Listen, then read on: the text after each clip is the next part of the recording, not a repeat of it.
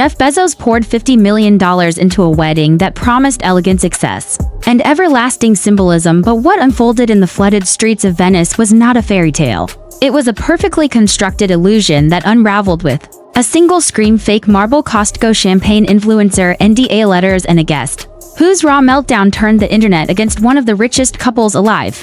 This was not a wedding, it was a spectacle with diamond yachts, Ecuadorian roses, and chandeliers flown in on private jets. The canals of Venice blocked, the gondolas seized, the public silenced in favor of curated glamour that masked deeper fractures. Because beneath the gold trim and mirrored floors, Jeff and Lauren barely exchanged glances. They didn't share joy, they shared camera angles. This was not a celebration of love. This was an empire trying to rebrand itself with silk lace and artificial perfection. The guest list was more powerful than a movie premiere. Jay-Z and Beyoncé stood beside Leonardo DiCaprio, who floated in like Gatsby reborn. Fashion designers choreographed every sequin and sleeve to match a narrative that would collapse the second a woman dressed in metallic gold decided not to play along. She didn't pose, she didn't flatter, she observed. Her phone became her weapon, her captions her revolution, and her scream the funeral bell for fake luxury. The first post was subtle, a single spear of asparagus beside dry fish with the caption $50 million for this Jeff sweetheart. Did you think Spirit Airlines was Venice? And just like that, the performance began to crumble. She exposed the floor, vinyl painted plastic, not marble. The chandeliers rented, the wine rebranded Prosecco from Costco, not imported champagne. She leaked audio where servers whispered they were instructed to lie about being Michelin starred. She showed receipts, invoices, footage, corks with visible barcodes, and worst of all, a marriage where the bride and groom spent more time apart than together. And when she sat in her hotel room, gown torn, mascara streaked, she said this was never real, it was a trick, a machine dressed in couture. And then she screamed a sound so raw it echoed through 60 million devices in less than a day, and the fallout was instant. A tech executive pulled out of $1 billion deal. Fashion houses removed Lauren from campaigns, influencers deleted stories, perfumes scrambled, paparazzi were bought off. The mystery guest had revealed what no one wanted to admit. This was not elegance, this was desperation. The city of Venice protested, activists marched, locals shouted, the canals flooded with metaphorical crocodiles, symbols of greed invading a sacred place. Entire neighborhoods were shut down, small businesses closed, tourists diverted, residents locked out of their own streets, all for a photo shoot branded as love but built on exclusion and vanity. The couple's statement about using local vendors and donating to cultural causes fell flat. It felt like damage control, not sincerity. And as the world dissected the illusion, Charlize Theron delivered a brutal jab. Some people fly to Venice to show how out of touch they are, others get their hands dirty for real change. Guess which one I prefer? That line hit harder than any headline. Because the rogue guest didn't ruin the wedding, she exposed that there was never a real wedding to begin with. What followed for Lauren was humiliation, isolation. She locked herself away through designer shoes, screamed at Jeff for making them look like frauds. A woman once poised to redefine luxury now faced rejection from the very fashion world she once seduced. Brands dropped her campaigns, pulled her ads, vanished. This wasn't personal, it was about contamination. Jeff, meanwhile, lost more than face. He lost credibility, strategic alliances. Tech partners questioned his judgment, executives whispered about how disconnected he'd become. One even called it a red flag in authenticity. And culture perception in Silicon Valley isn't fluff, it's value. And the value of Jeff's brand took a hit when he traded sincerity for spectacle. The wedding had been a move to reclaim narrative power, to say we're elegant, we're redefined, we're untouchable, but instead it shouted we're out of touch and terrified. The couple chose Venice, not by accident, but because it symbolized beauty, fragility, heritage. All the things they wanted to claim as their own. They bought access, blocked streets, silenced dissent, and told the world this is how billionaires celebrate. But the world didn't celebrate with them. It cringed. Influencers were props, guests were chess pieces.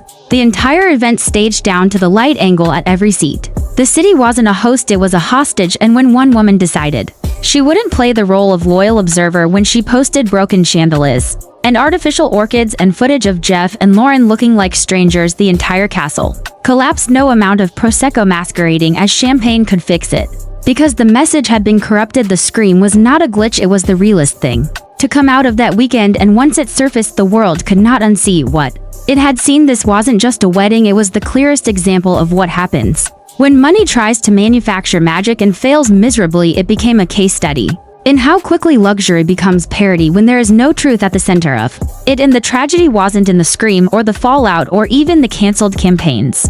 The tragedy was that they believed no one would notice. They believed NDA letters could buy silence, that influencers could be programmed, that perception could override reality, but they forgot that authenticity has a way of leaking through.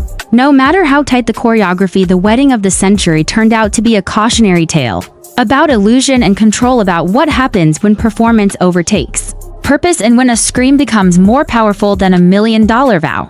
And maybe that's why the mystery guest broke down, not because the event was fake, but because she saw how many people wanted it to be real, how many hoped for beauty and grace and instead got a brand strategy wrapped in florals and drones. And when the illusion cracked, it wasn't just Jeff and Lauren who were exposed, it was the entire system built around pretending that money equals meaning. So next time someone calls it the wedding of the century, remember that sometimes the most expensive parties are the ones with the least soul, and the guests who speak the truth are the ones who never belonged in the first place. Thanks for watching. If you enjoyed this breakdown, hit like, drop a comment, and subscribe for more deep dives into the stories behind the spectacles and the moments that break the internet wide open. But the fallout didn't end with Lauren's tears or Jeff's business losses. It stretched far beyond Venice and into the very ecosystems that once amplified their power. Fashion houses began whispering about what they called reputational risk. Digital editors started pulling event coverage. Influencers found themselves blacklisted for even acknowledging the rogue guest footage. And what once would have been the ultimate social currency, a seat at Bezos's wedding, quickly turned into an association. People tried to scrub the guest, whose name was still never officially confirmed, became a legend overnight. Memes, fan edits, podcast discussions, and Reddit theories exploded like wildfire. Some said she was a planted saboteur, others believed she had simply seen too much. One fashion insider claimed she was once engaged to a European aristocrat and had turned her back on elite circles after what she described as a betrayal by people who used beauty as currency, but no one could confirm anything. And the mystery only fueled the fire. Her scream was remixed into dance tracks. Her captions became merch. Her image in that gold gown, eyes hollow, face streaked, went viral in an entirely new way. She wasn't famous before, but she was now. She was being called the scream that broke the system, a performance artist, a whistleblower, a modern Marie Antoinette screaming, not let them eat cake, but let them see the truth. And while she disappeared from the public eye for a while, the industry she exposed continued to unravel. PR firms scrambled to spin the narrative, claiming the guest was unwell, mentally fragile, unstable, but these efforts backfired even more. The internet didn't see a meltdown, they saw a revelation, a live broadcast of a soul colliding with spectacle and surviving, not polished, not posed, not paid, but painfully real. And the impact didn't stop there. Luxury blog, fashion critics, media watchdogs, and even venture capital podcasts started referencing the event as a turning point. Suddenly authenticity was trending, but not the polished, curated kind, the unfiltered kind, the kind that doesn't delete a scream or filter out a breakdown, the kind that admits maybe, just maybe, $50 million can't buy trust or taste or truth. And the wedding that was supposed to mark a reintroduction for Jeff and Lauren had instead triggered an introspection for everyone else. It made influencers question their silence, it made brands question their alliances, and it made the public ask whether the people they follow are showing reality or selling obedience. Even the architecture world chimed in, criticizing the use of historic spaces for staged luxury, calling it aesthetic colonization, using heritage as a set rather than honoring its meaning. Cultural critics said the event commodified Venice, turned it into a mood board for billionaires, while environmentalists reignited protests against private jet culture and climate hypocrisy. A full-on backlash swelled beyond the wedding into everything it represented, and still Jeff and Lauren remained silent. Their team reportedly planned a series of glossy magazine exclusives to regain control. But the moment had already passed. What people wanted wasn't photos, they wanted humanity. And the wedding had offered everything but that. By the time a leaked email from a high-level event planner surfaced stating simply, "We lost the room," the damage was already irreversible.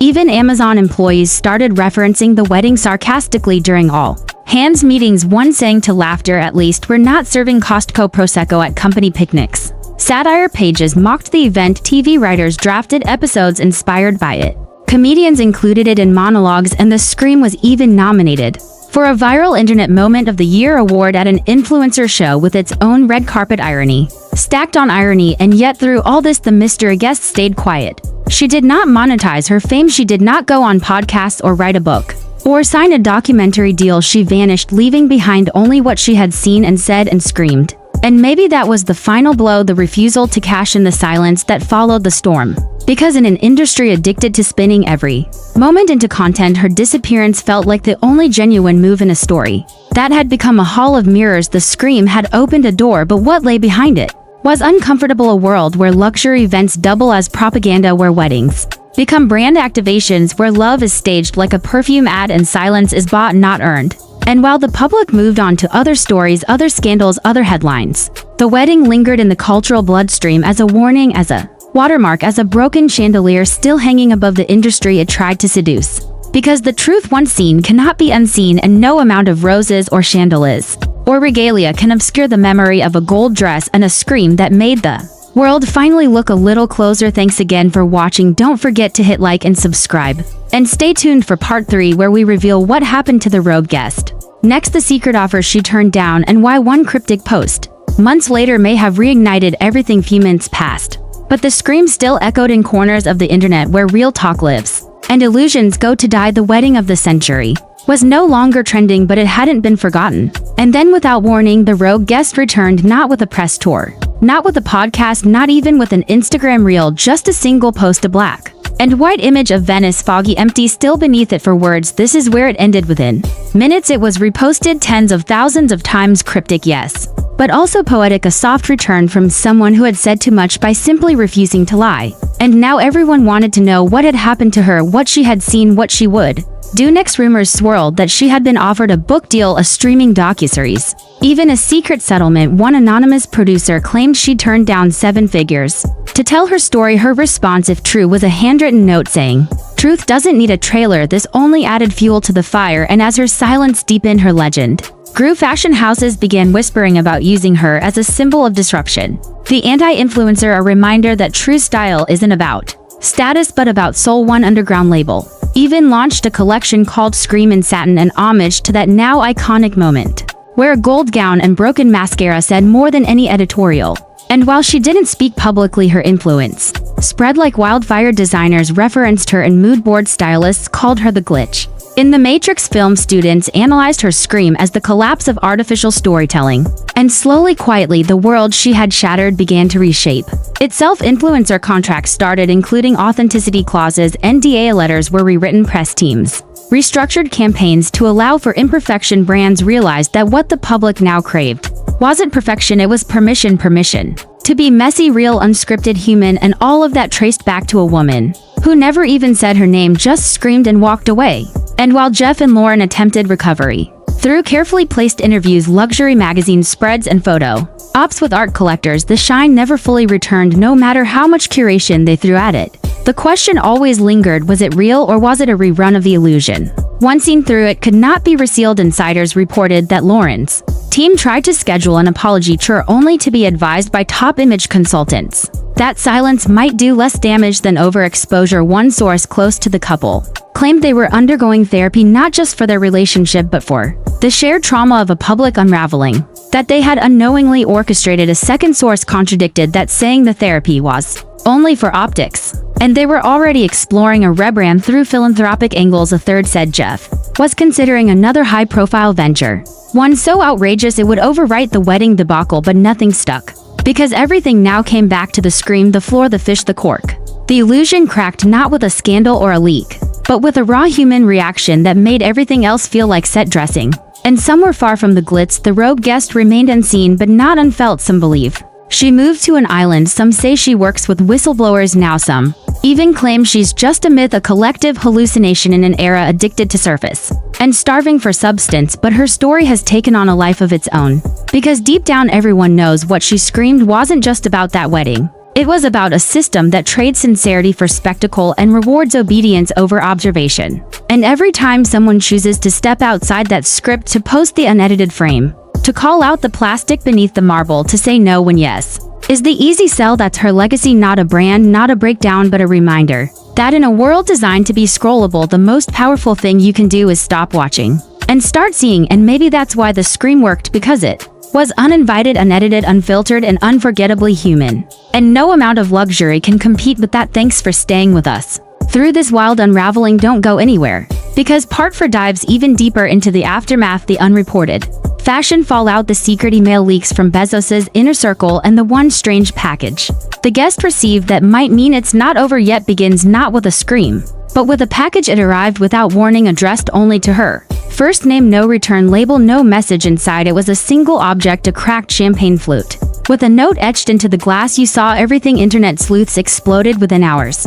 The image was circulating, reposted, reinterpreted. Some said it was a threat, others said it was a thank you. Still others believed it came from someone inside the wedding team. Someone who wanted to break ranks and validate the rogue guest's claims. And as speculation swirled, new leaks began surfacing. Anonymous emails forwarded to media outlets, subject lines like urgent re-image protocol and cancel guest table 6 triggered instant debate. One email included a photo of the original venue with red X marks labeled optics conflict. Another included the now infamous flooring order listed under event asset illusion category, and this time even the most elite fashion circles couldn't look away because buried in the third leak was a name, a designer who had denied involvement, now exposed through invoice data. Not only had their atelier supplied several dresses, they had also been listed as visual brand integration partners, meaning they weren't just lending fabric, they were lending legacy. And suddenly the story wasn't about one guest, it was about the entire machinery behind luxury itself, the blurred lines between fashion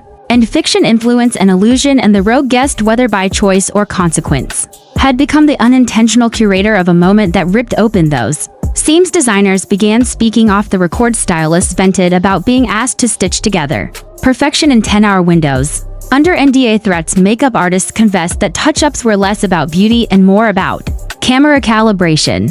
And then the fourth leak happened, an internal memo from a boutique PR firm involved with the wedding. Titled Narrative Salvage, it outlined strategies for reframing the scream as a performance piece, not an accident, to call the guest a plant and diminish her voice by labeling her unstable, brilliant, or both a dangerous woman, made into a trending concept instead of a truth teller. And once that leak hit the net, everything changed again. The guest wasn't just a character, she was a cautionary tale. Her image now used by activists, by artists, by young creatives trying to untangle themselves from the algorithm, the glass flute, the red X, the etched note.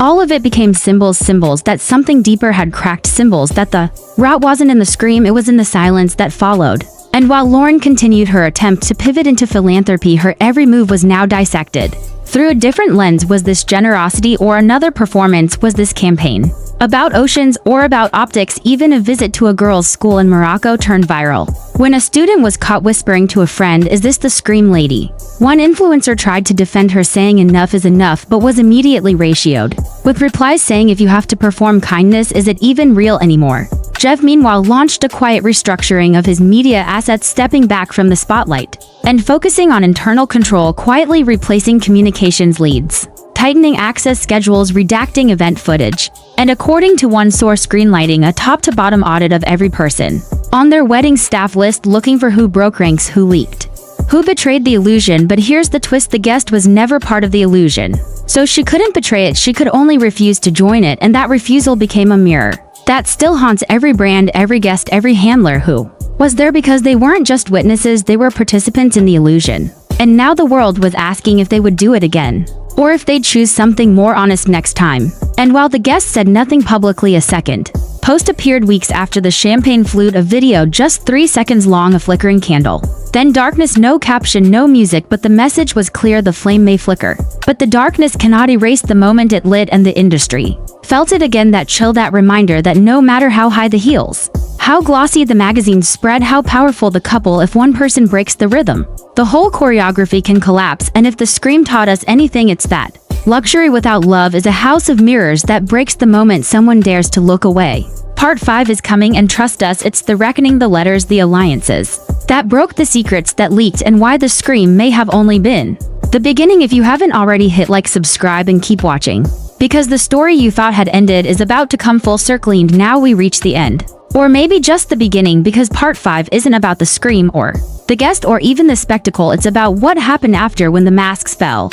and the machine couldn't reboot, because no matter how many filters you layer over a story, the cracks always return. And the story behind the $50 million wedding didn't end with roses wilting in Venetian canals. It ended with receipts, letters, whispers, and consequences that reshaped everything from media deals to fashion contracts. It began with a letter leaked to a major European publication written by one of the event's former logistics coordinators, who claimed they were instructed to deny any involvement in the illusion. When approached by press, the letter stated, "We weren't just staging an event, we were constructing an alternate reality. And when reality collapsed, the silence wasn't out of loyalty, it was out of fear."